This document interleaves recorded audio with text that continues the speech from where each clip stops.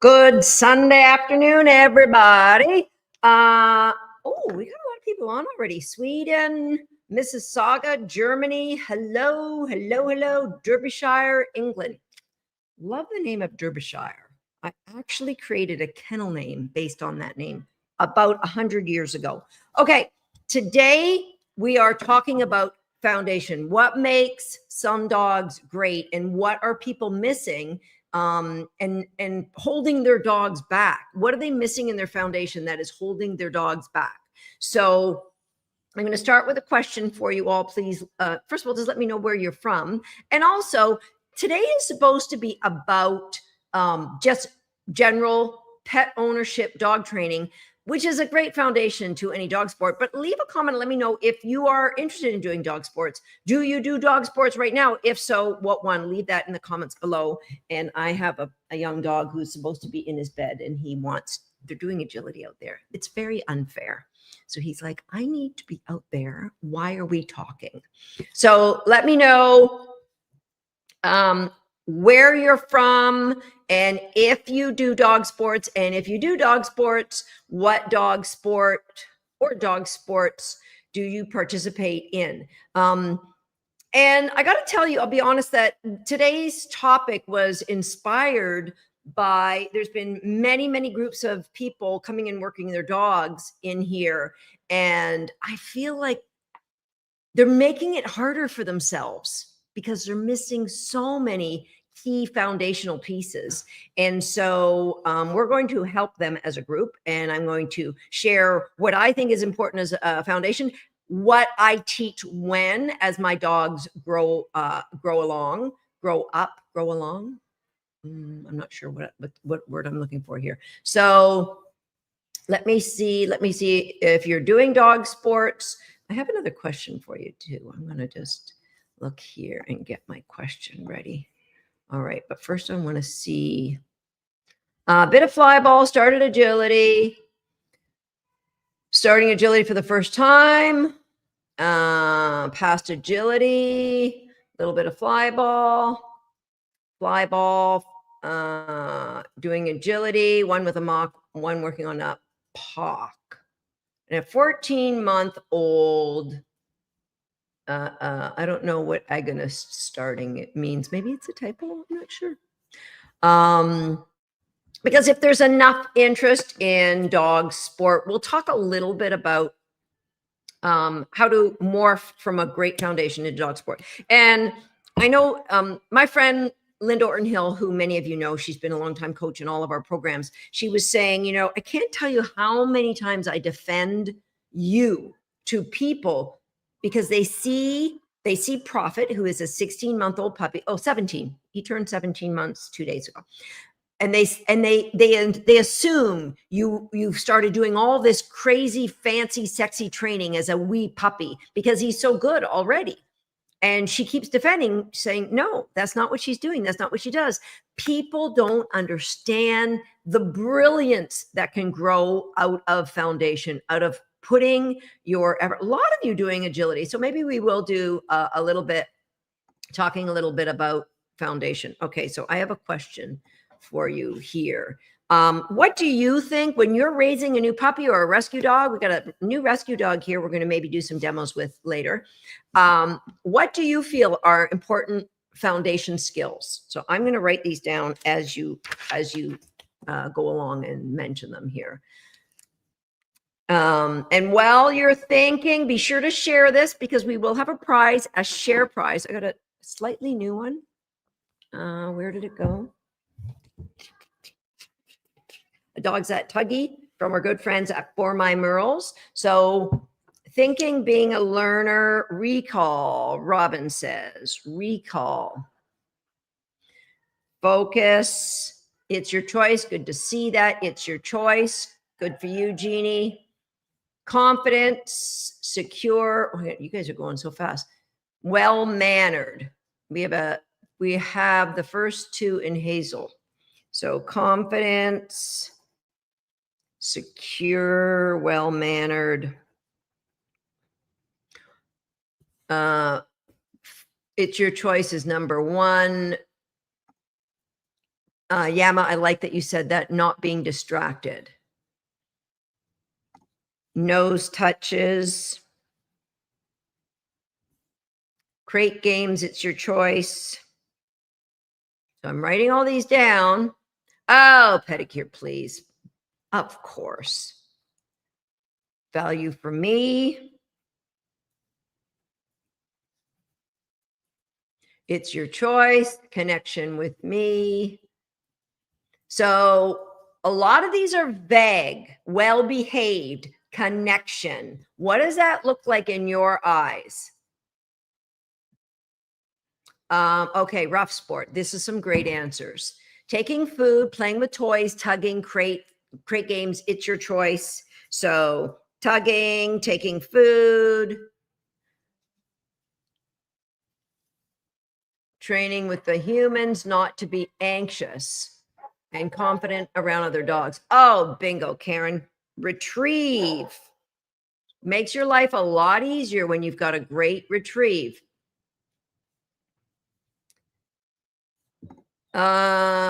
Cassandra, first time taking your classes, but I feel like my agility teachers use your philosophy, for which I'm so grateful. That's awesome, Cassandra.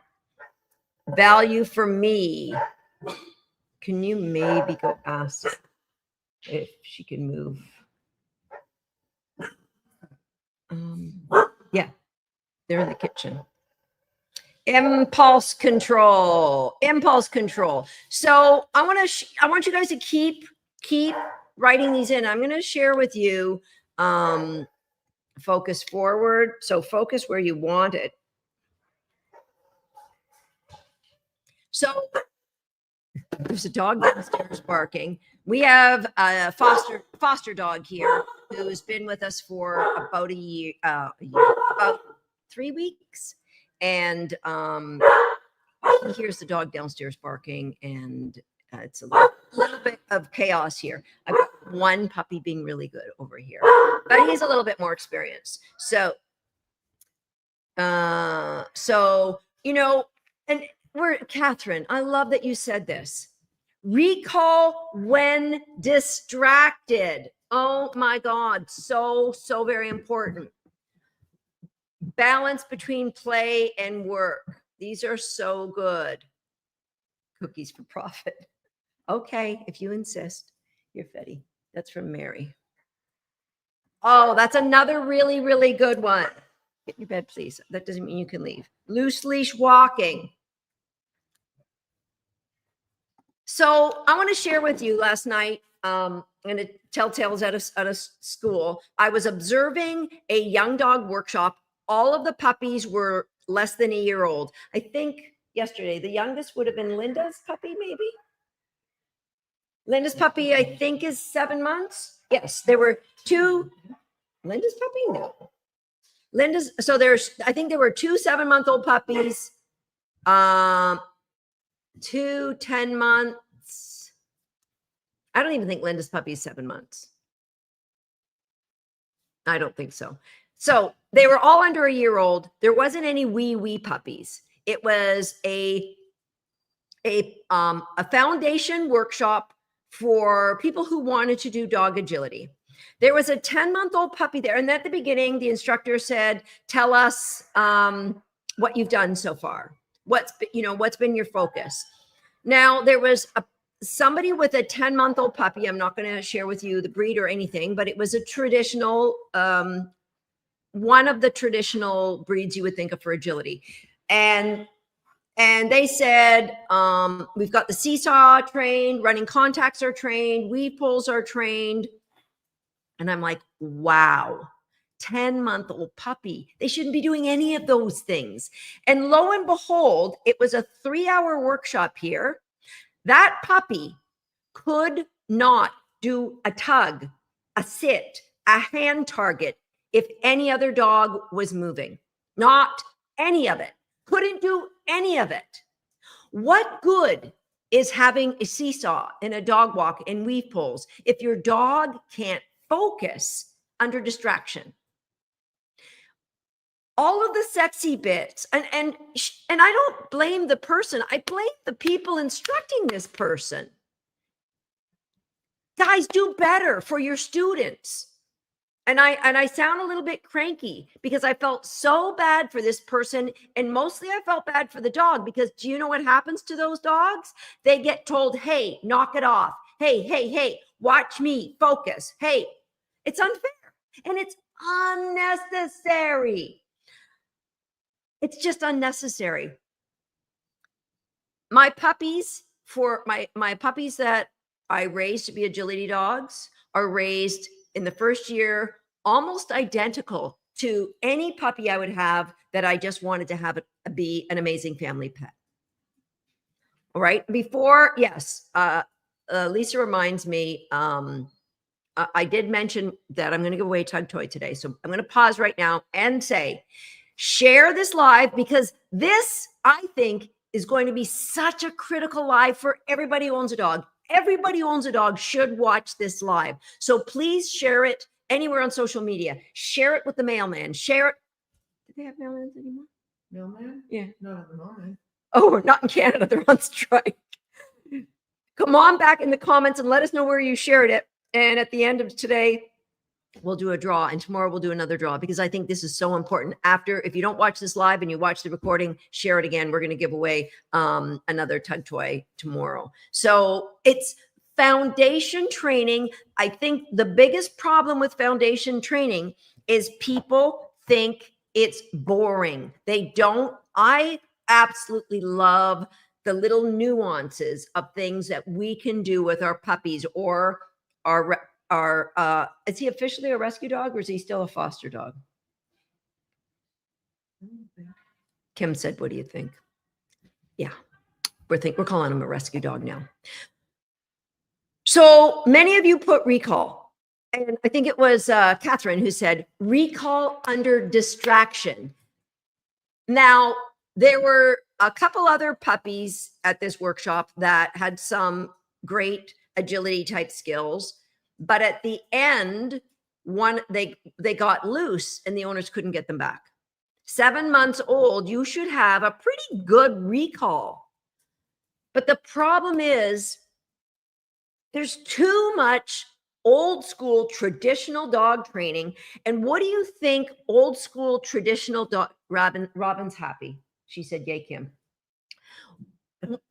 This is a vague question, but I know somebody's going to get the answer to this. What do you think traditional old school type dog training lacks that the way I train has in plenty?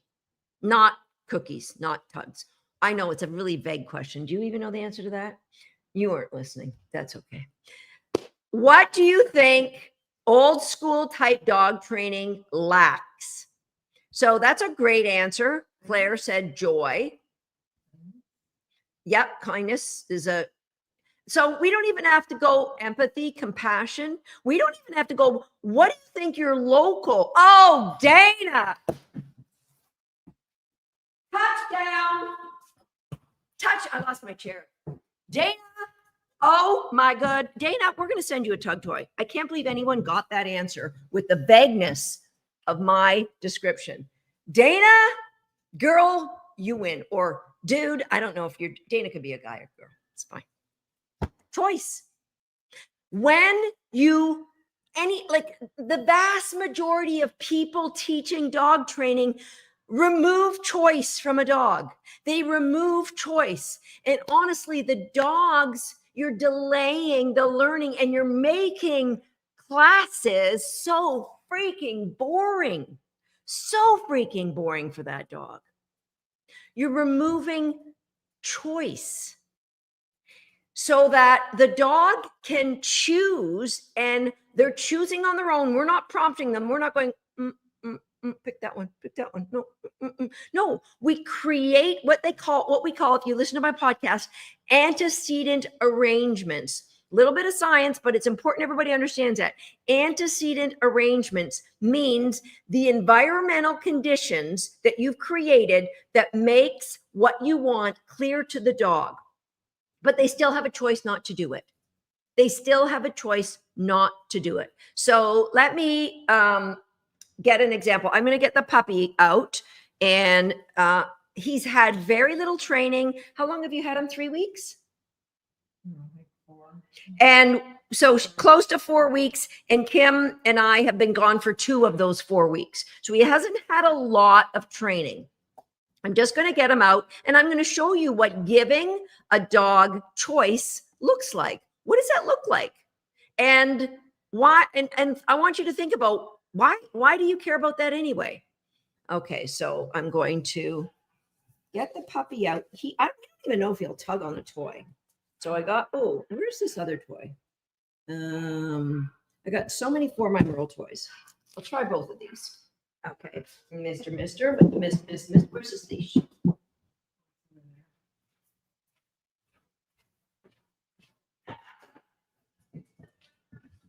This is Mr. Waffles. That's his tail being against you. And Waffles is some sort of, I wish you could see these crate games. Let me just see if you can tip this down a little bit. There, yeah, you can see it. So Waffles is unknown parentage. He came from American Bully Rescue. So we're guessing there's some sort of bully in there somewhere. So let's see how he does. I don't know if he'll like this tug toy. Break!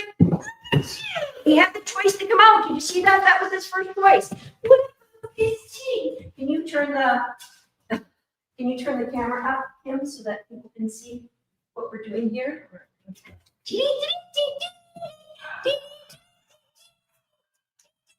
Now, first choice I would like him to get on that bed. But I'm not going to tell him to get on that bed. I'm not going to force him to get on that bed. Good boy. Good. Nice.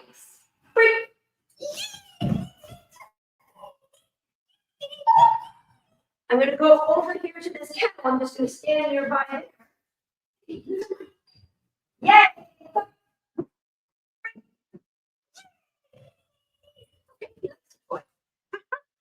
Can you get me a perch? Right there on the edge of my table. This, yay. Thank you. So this is a little bit harder. Let's see if he can. Here you go. Maybe I should have got a bigger perch. Boy, search. Nice. Boy. Yay. Search.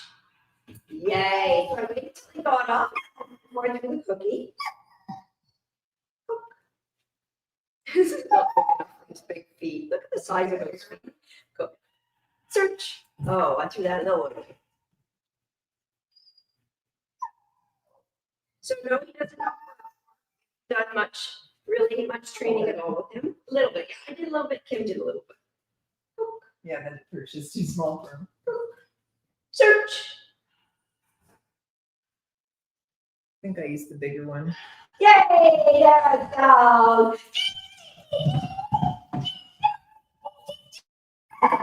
Okay, let's take this off and let's see if you can. You'll be able to see this because he's going to be ready. Come on!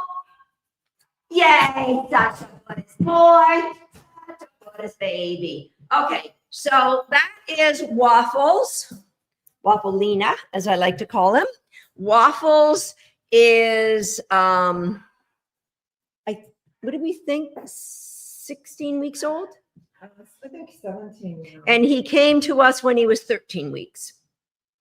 So you saw a few little behaviors: get on a bed, get in a kennel, get on a perch, tug with the toy, all of that giving the puppy choice,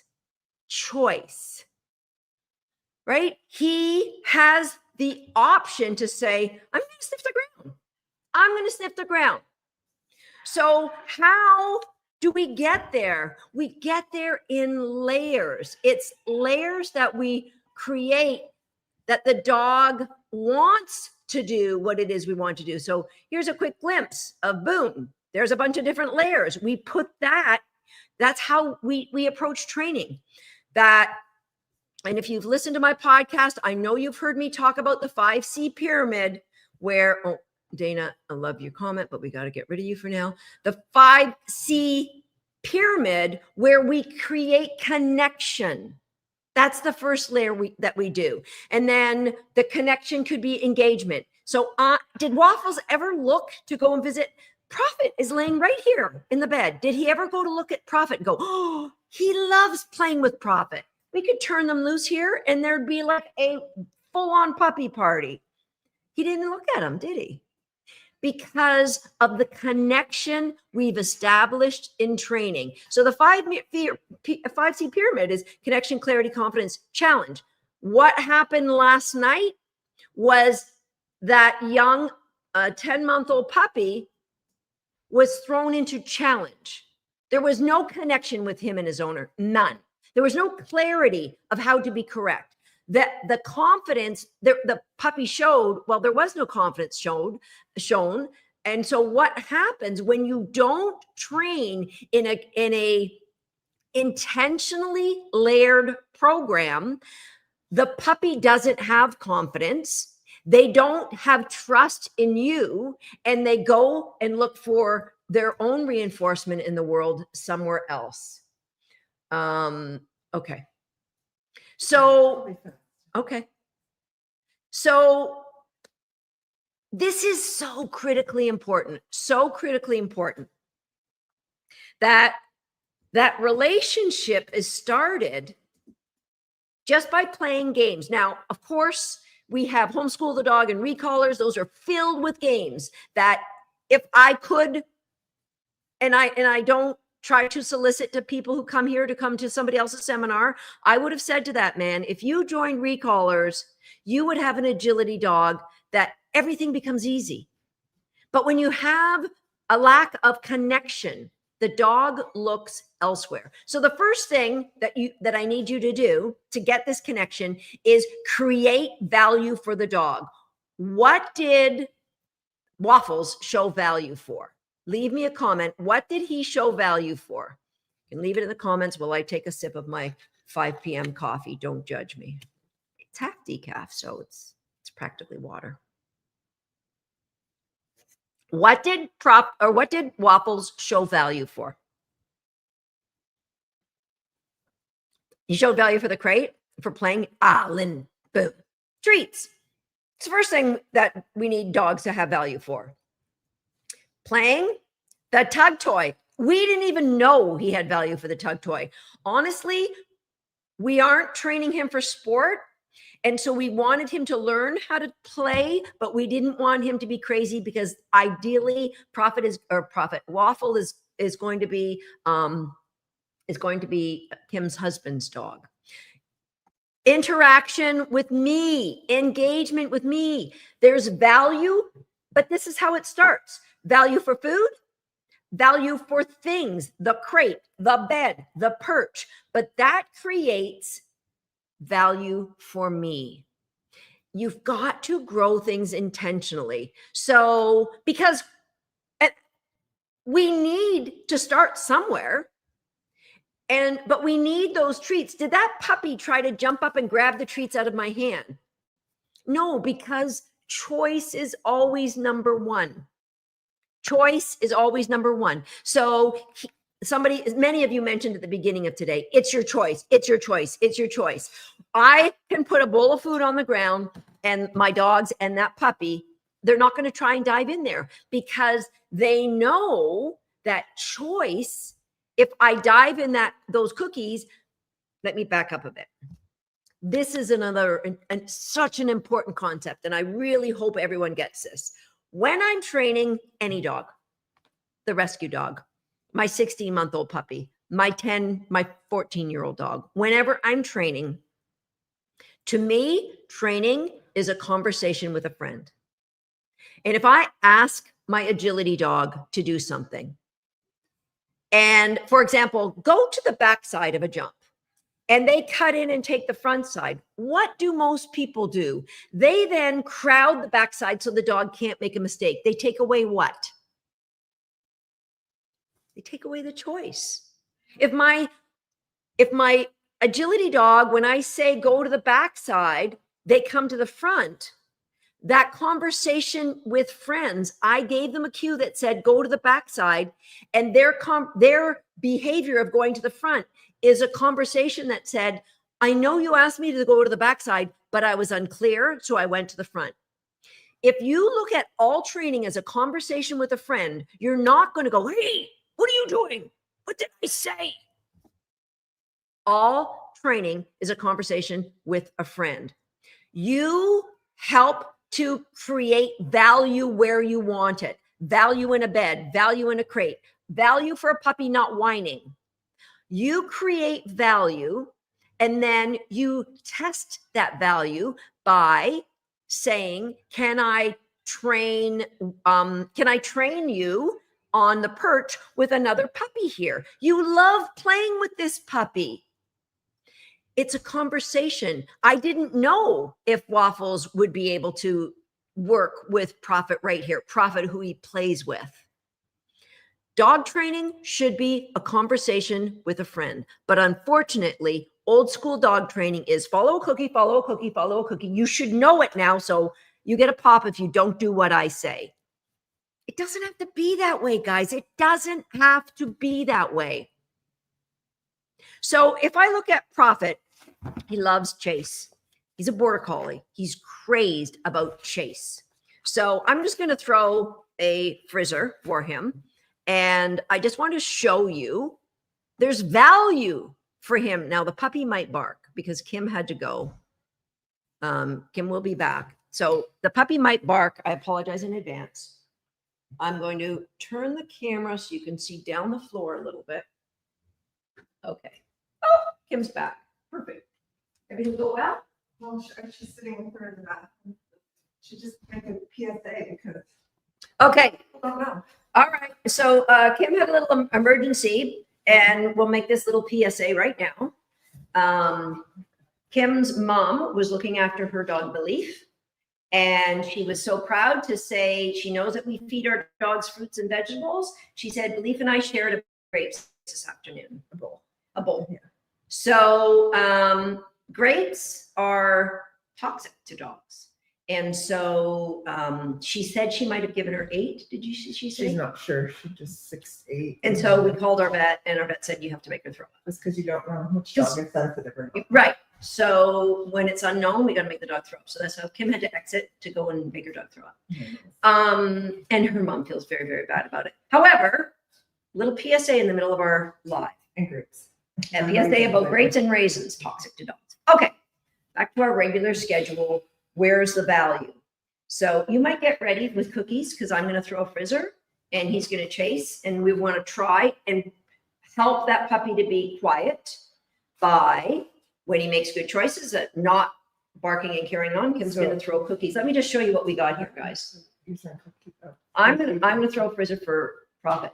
So we have got an old crate and cut a hole in the back so that we can just toss cookies back there for the puppy. There's a snuffle mat in the crate. So when you put some cookies in there, it'll take them a second or two to find them. These are all little tips and tricks to help success, because I want my dogs to be quiet when they're seeing another dog work. Prophet, break.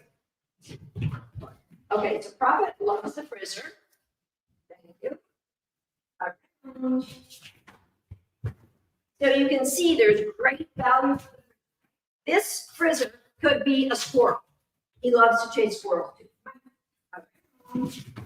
All right, so this is just a puppy game that we will play. It's actually a recaller game, right? Where Audio is choppy. Oh, the audio might be choppy because I'm away from the. I'll back up a little bit. This should make it easier. Okay. All right. So I've established there's value. So now I need, when in the midst of, maybe you see another dog at the park and you want to chase them, but there's a car coming. Thank you. Fine.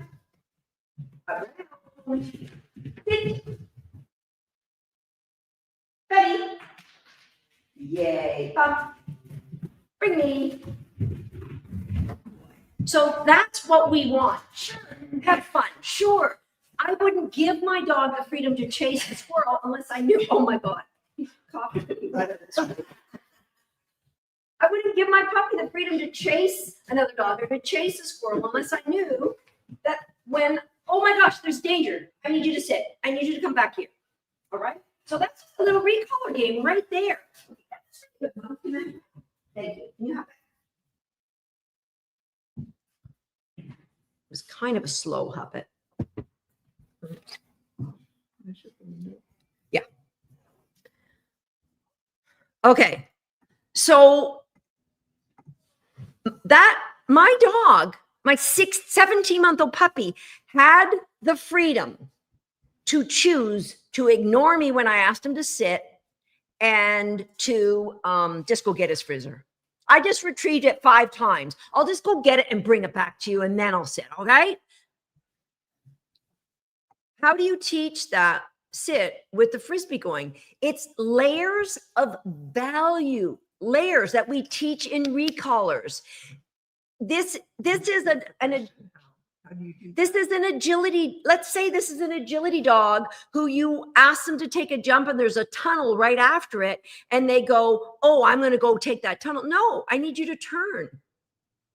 These are like the foundational layers of what we do. Give the dog choice, create value. This is how we get our dogs to respond. Like a border collie would much rather chase another dog than listen to me. People, and yet, Dana, boom, you're on a bit, Dana. Dana said, well done, Waffles, no barking. So good. How will this work down the line for a high prey dog on a squirrel? I have sighthounds. Cassandra. Border collies are pretty high prey. I get it. There is a judgment that border collies are all easy to train. He loves chasing squirrels. This is how we get them to come when we're never going to get them. So what traditional training will do is bait the value of a cookie against a squirrel. Mommy's got a cookie. I got a squeaky. You better come off with the squirrel. It's not going to work, my friend. So what then people say, you cannot train a recall without an electric collar. I'm sorry. I have never used an electric collar on a dog. I haven't used a long line on a dog except for Tater Salad, the rescue dog, for the first year he was here. I've never used a long line on my own dogs since 1993 was the last time I used a long line on a dog. I'm not saying that you shouldn't. I'm just saying if you do the strategic layers, it becomes so obvious to the dog what the best choice is. It becomes so obvious. So it could be, like I said, training is a conversation. It's a conversation with a friend. So if I say to my friend, if I say to my friend, I would love to Dremel your nails. Would you love to have your nails Dremeled? 99.9 dogs and puppies out of 100 are going to say, no, thank you. What dog innately is going to love their nails being grinded off? No, none of them. But we put in layers so that they have the choice. So I'm just going to give you a little example of that. And Kim can do a little example with the puppy as well. So let me just move this in shot. Bring this down a little bit. Okay. So the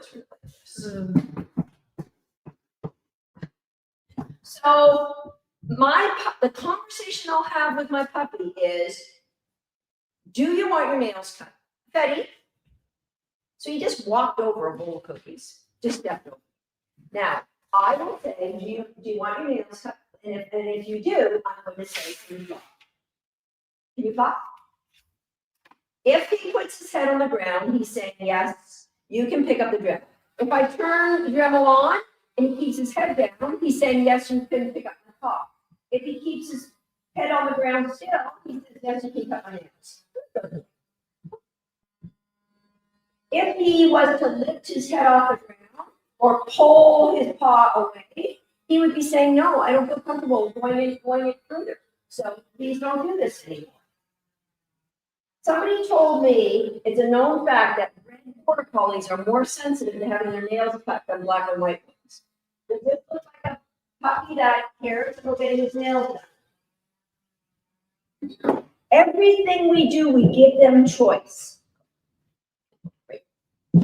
You can say it if you want, but we give them the choice. Where's my camera? He's like, I'm just going to stay here because maybe we'll get more done. We'll get more. Everything that we do with our dogs, they're given the choice to say yes or I don't feel comfortable with this.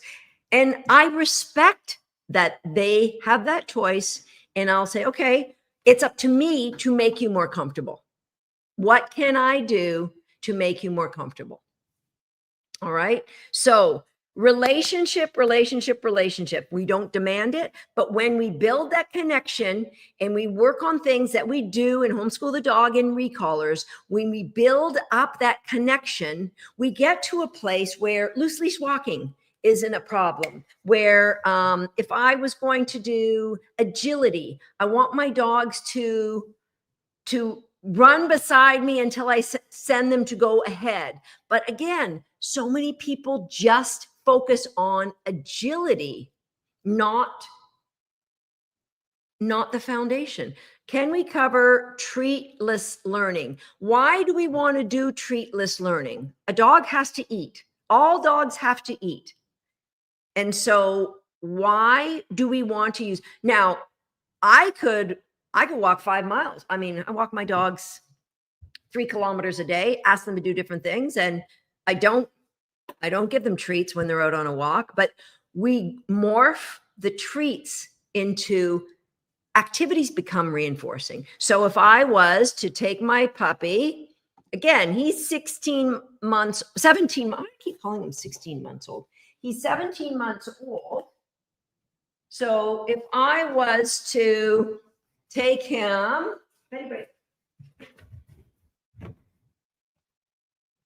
my audio is going to break up here because I'm going to get further away from the camera. Pardon me? I think if you face the camera. No, I think it has to do with it's a AirPod. So I will turn it to the Mac speaker. That might be a little bit better. Come here, guys. So if I was running agility, Is your camera on? oh, it's not. Yeah, I don't know, I can't see. Yeah, you can't see it, but it is on. Boom. Okay. So I need my dog to be at my side when I run agility. Where'd you go? I run agility. If I want to turn, he needs to turn. If I want to go tight, he needs to go tight. If I want to change sides, he should change sides. If I turn my he shouldn't come across my path because then he'll trip me. And if I send him somewhere, let's try that again. Ready? So I run, I go down here, turn around. Yeah, straight. So as soon as I give him a cue to do something, he says, okay, I'm going to leave your side and I'm going to go do something. That's how you get a dog to be brilliant at agility. Kim was busy writing notes and didn't take the time to train her own puppy. True story.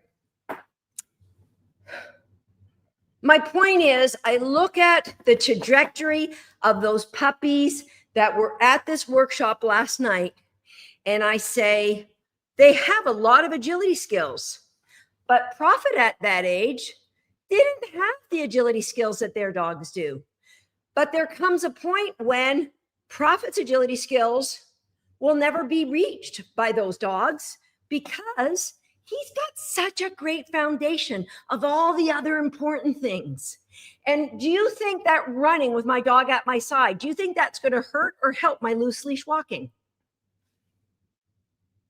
Of course. It's just value for hanging out with me. Of course, that's going to be awesome. What would I have done if Prophet had chosen to ignore my sit command?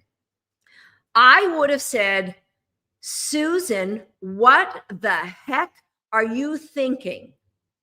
Why would you throw a Frisbee repeatedly, getting him in the chase mode, and then ask him to sit on live television? What if people think you can't train dogs? I would have never asked my dog to do something that I wasn't 100% confident that they could do, because it's a conversation with a friend. I wouldn't say to Kim, Kim, can you go please change the transmission in my car? Because I don't know that she would do a good job at that. No. It's a conversation with a friend. I know this might seem a little bit pie in the sky, but I've been training dogs this exact same way since 1994. The nuances have changed, but the principles have not. In 1994, I started to say, what if I didn't correct my dogs? What if I didn't say, no, you're bad?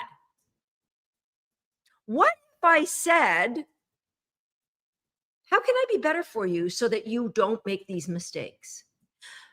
If the world would look at their dog and say, how could I be better for you? What do you need from me? Do you know how you can all be better for your dogs? Get better yourself.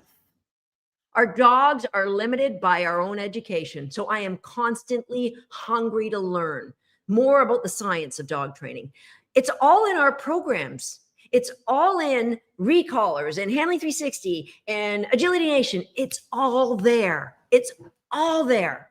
So like the entire world could have this. Well, maybe those that make a decision, either I have to feed my family or I have to join one of your programs. But for many of you, it's I have to do away with my maca latte, matcha, caca, mocha latte. To learn what we do is just a choice of making your dog. And I think it's a reflection of how much I love my dogs, that I'm going to do everything I can to make things clear for them. I'm going to do everything I can to learn more.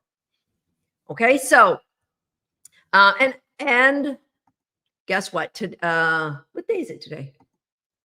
So right now until tomorrow night at midnight, all of our programs are on for our cyber event. Some of them are on for 80%. You can't write oh. So if you look at Recallers, it's 35% savings. Homeschool the Dog, 83% savings. If you have any interest in agility, grab that combo of Handling 360 and Agility Nation. I know it seems like an overwhelming investment right now. Trust me, my friends, it will be the best investment you have made in yourselves, because you are going to elevate to a place where you're bringing clarity to your dogs. You're going to elevate to a place where if your dog misses a weave at a pull entry, you're not going to say, you're going to say, how could I be better? What did I think you knew that you didn't know? Or, does this make sense to you guys? Do you understand? Do you understand? It's so simple. But people make it more complicated, because what they do is they take the 5C. I gotta move that. Hold on. They take the 5C pyramid, and they don't worry about connection. Oh yeah, I got cookies. My dog will follow me. They don't worry on how clear I am, because they don't think it's a conversation. It's I'm going to teach you. I taught you. Didn't matter that you used a lure to teach. There was no understanding that happened. So the confidence can't grow. And then you just throw the dog in the deep end of the challenges and go, well, you should know this. I taught you. I taught you. It really is that simple, honestly. I really wish everybody could see that if you give choice in all you do in your training, that you will create brilliance in your dog. Judy said, investing in Susan's programs is worth much more than going to a seminar after seminar. What are you going to do differently starting tomorrow? that you haven't done with your dog yet that's going to give you a different outcome than what you've had so far. If you still are challenged in your dog sport, if you still are challenged in your everyday life, if you have a dog that's showing they are confused, how are they going to show that confusion? Anxiety, stress, sniffing. The dog last night that apparently has got great running contacts and a great seesaw, but was so anxious, and just once that dog got away, we had to stop the seminar to try to catch it because there was no recall. Great seesaw, great running contacts, but no recall at 10 months of age. What are you going to do differently right now? What are you going to do differently to get a different outcome than what you've got to date? I mean, yes, I'm biased. I'm not biased because I see it in my own dogs. I'm biased because we've had more than 10,000 students go through our programs and have amazing, amazing results. If you go to the dogsthat.com/cyber, you will see oh, hold on. I gotta make that. There we go. You're going to see all kinds of our students, their stories, videos. You can see it all right there. What do I need to get the choice I'm looking for? You need to start simple. We need the dog to say whatever it is that for me, it might start with, it's your choice of the game. Choose me, and then you could earn reinforcement. Everything is a choice.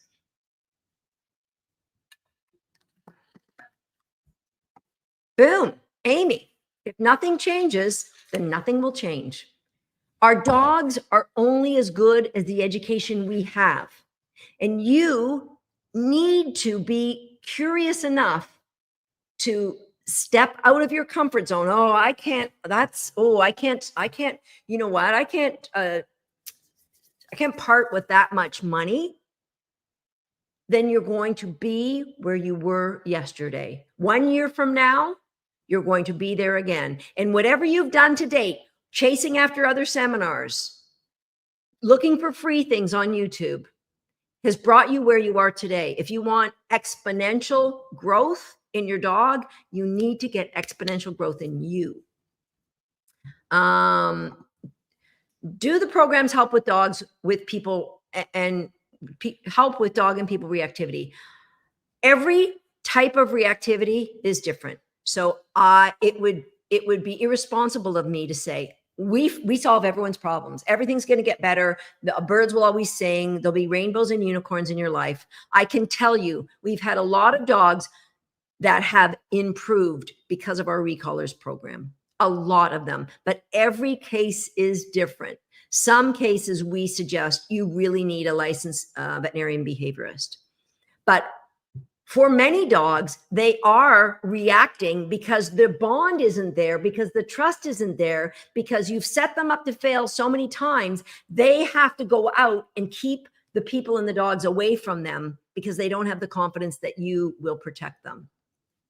So a lot of times, we just see such improvement in those dogs, but I will not promise you that every problem is going to be solved by being in our programs. I can tell you, all of our programs have a money back guarantee period. So you can join tonight and you could start playing the games and evaluate in 48 hours, evaluate in 5 days. I promise you, you are going to see a change in your dog because you are going to know what you should be doing. Most people who have a dog who is people or dog reactive, what do? They are embarrassed because the world has made you feel like a bad person, that you've got a bad dog, you're a bad person, your dog snapped at my child, your dog snapped at another dog. And so because you're embarrassed, you correct your dog. Hey, that's bad. Don't you snap at it. But your dog's reactivity is an expression of an emotion they're feeling. If you were told every time you expressed your emotion, you have no right, all of a sudden you're going to keep those inside and you're going to explode. So the first thing we're going to do is we're going to help you understand what those emotions are and how we can help support our dogs by removing them to a safe place and build their confidence through the games of our program. Okay. Can I buy recolors now and activate the course later? I just bought Homeschool the Dog. Contact us, contact the team, wag@dogsthat.com. Wag. I think I have a little wag here. There we go. Contact the team, wag@dogsthat.com. And they can answer those questions for you. Can we take recolors and H360 at the same time? Here's what you do. Yes, jump on board for both of them. And if you find the work is too overwhelming, a month from now even, then contact us at wag@dogsthat. We will put a pause on your handling 360, meaning you're not going to progress with that. We're going to put a pause on that. You can keep training the things as far as you've gone, and then you can focus on your recolors. And then after 6 months, or you might say, hey, 3 months, I've caught up. I'm feeling good. My dog's behavior we're more connected.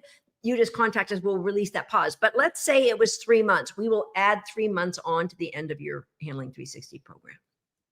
Because at the end of the day, we want you to succeed. That's all we want for our students. And we know your dogs can't succeed unless we can help you to succeed. Okay? Any other questions? This was supposed to be just a quick live, but I felt so passionate about how confused I saw some of these dogs last night. I'm like, we need to talk. We definitely need to talk. Can I go back and create this connection with my 2-year-old? 100%. We have students that come on board with 10-year-olds and teenage dogs. As long as they're physically healthy, they're not in pain, we can change things. That whoever came up with that dumb expression, you can't teach an old dog new tricks, I have no idea who they were talking about, but they weren't talking about the 4-legged dogs in our lives, because dogs of any age can learn. And we encourage you, like Recolors is a great program to start with geriatric dogs, so you get something to do with them that's enriching and engaging and make them feel special in their geriatric years. What program for a very hyper prey dog? Recolors. Recolors is the best foundation for any dog, a fearful dog, a shy dog, a overactive dog, a dog that's not focused, a dog that wants to sniff, a dog that wants to jump on your guests, a dog that's getting into the garbage, a dog that's chasing wildlife and not coming when they're called. Recolors, because Recolors is 1 year of coaching from us. So it's immersion. So you're going to see changes in your dog because we're going to get changes in you right away, but we coach you for a year. So after a year, you're a different person. Not only do you look at your dog, you start having those conversations in your training, but you start looking at people in your life differently. You start looking at people at work, or if you have people that you supervise, you look at those relationships differently. Does Recolors include material from Homeschool the Dog? So there's some commonality in Homeschool the Dog and Recolors. Like there's a few games that cross over. Recolors is like this robust program. So for example, in Recolors, we have a library, and these are just some of the ebooks that are in our library. So this one is a case study that I wrote with a rescue terrier that I trained. And it's every training session I did with him and how I rehabilitated him from a dog that was peeing in everyone's house and nobody wanted him. It was like he had gone from 3 to 3 homes, and he turned out to be the most amazing family pet and great agility dog. This is priceless. This is called the Doggy ADD, and it's whatever your challenge is. So we're going to give you a foundation place to start. This is in the library in Recolors. So it could be, we need to inject more joy. We need to help that dog be more focused. So whatever the challenge is, there's something in that book for your dog.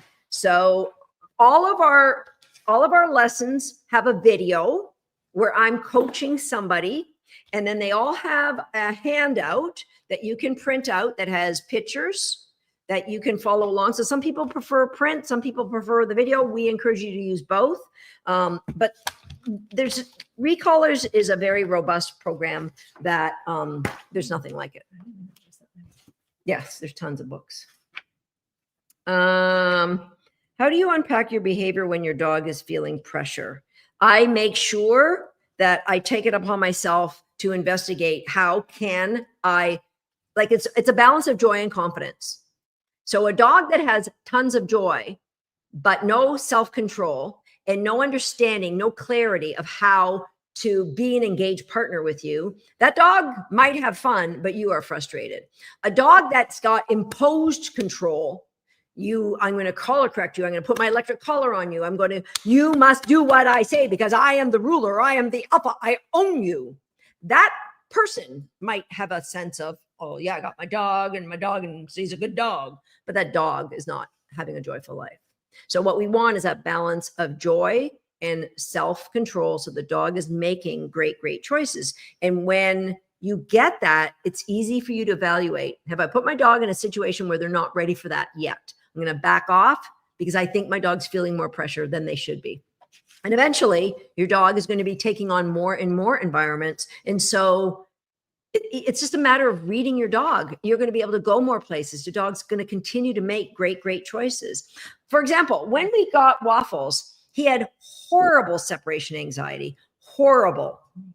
Attack, and as separation anxiety often does, he could be in a room with people and he would still lose his, you-know-what. If Kim left the room, he would have literally crawled up a wall screaming, given that option. So before we could start working on connection and choice and game, we had to deal with the separation anxiety that he came with.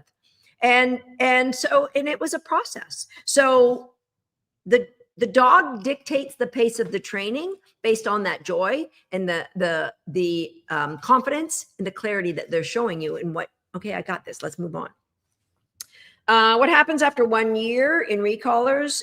What happens to the coaching? Can we maintain access to the platform? So all of these ebooks, every single lesson, you can download the lesson plan and have it forever. So you have a document of the step-by-step of how to play the 40 games. But Recallers is far more than the 40 games. The joy, the beauty of Recallers comes from the coaching that you receive, and that changes every year. We're adding more to Recallers every single year. So at the end of a year, you can choose to continue. And if this was like a university program and your tuition was X this year, it would be X plus 10% next year. But unlike university, your tuition actually gets dramatically reduced. And, just as a side, we started Recallers in 2010. So it's been 14 years. We have not raised the price in the last 12 years. In a year where dog training just keeps skyrocketing, we have kept Recallers, the investment, exactly the same. I can't say that it's going to be like that forever, but I can tell you it is not changed in 12 years. And for those returning, we have a way that you can get in for free the next year. And if that doesn't work out, everyone has that option. A little bit of a scholarship setup that we have based on you doing a little before and after video for us. Or you can come back at a very nominal investment because we love our Recallers and we want them to continue on with us forever. How do you get the feedback in Recallers? So in our platform, there below every video, you can ask a question. You can post a video link that says, I've looked at this video, I've done this, this is what my dog is doing, and our coaches will just guide you through the steps. So so that's how you get it's right within the program, because you get the opportunity to learn from everybody else. And every single game has an FAQ because we've been doing this for 14 years. So we've gathered all the questions that people have asked. We've distilled it down to how do we make this super, super clear for everybody. And so, it's pretty much bulletproof now. Okay. Oh, I forgot to share our share winner from before. Oh, sorry. Okay, let me just see if I have. Dun, da, da. No, I don't have it. Our gem. Do you have our gem from our last live? It's on there. Is it? Yes, it is. Okay, well, Erin made me a nice little graphic and I don't know what I did with it. Okay, so the share winner from today, Patricia Dean, you're a winner, girl. So you get a Dogs That Tug toy from the good people at 4 Mile Merles. Let's have some hearts for the people at 4 Mile Merles. Now, I hope you got at least one gem of great value for you today. I'm hoping you got a lot more. And if you did, and you share your gem, here's what you do. You can go to our Facebook page, or you wait until after this live is over and come over to YouTube and come on to this video. You have to wait till the live is over. Come on back and share 1, 2, 3. What are the takeaways, the aha, the, oh my God, I never thought of that you heard from me today? I hope, I love to read these, and I really hope that there's a lot of them that come out today. Write them either on our Facebook page under the gem post or under this video in YouTube, and you can win tomorrow. I'm going to come live again tomorrow, and you can win our prize. It's going to be a surprise gift from the people at Blue 9. I'll tell you tomorrow what it is, but it'll be a great prize. So this was yesterday's winner. And it is Kim Wider. And she wrote, foundation builds joy. Without joy, all other aspects of agility will be a challenge. 100%. And that's the direction I saw some of the dogs down there from last night, which inspired this live tonight, is I want things to be easy for people. I want dogs to have clarity. I want things to make sense. Okay. The coaches are great. They respond quickly, super helpful. I love the gems too, Andrea. I love reading the gems because I teach. It's a conversation I'm having with you. Unfortunately, you all can't be on live video where I can hear you talk. So I teach. The conversation is the gems you give me back is what you learned. And that's why I just love reading those gems. Okay, any other questions before we sign off? I hope my voice tonight sounded passionate and not cranky. I just want the best for you and your dogs. And sometimes I get super excited. But I'm going to give you one more oh, there it is. dogsthat.com/cyber. Please join one of our programs. Please put yourself in a position to change your dog's life. I think there is no dog bed, no dog toy, no dog cookie that can express your love more than the gift of investing your time in training your dog. I'll see you guys next time. Tomorrow. I'll be back tomorrow.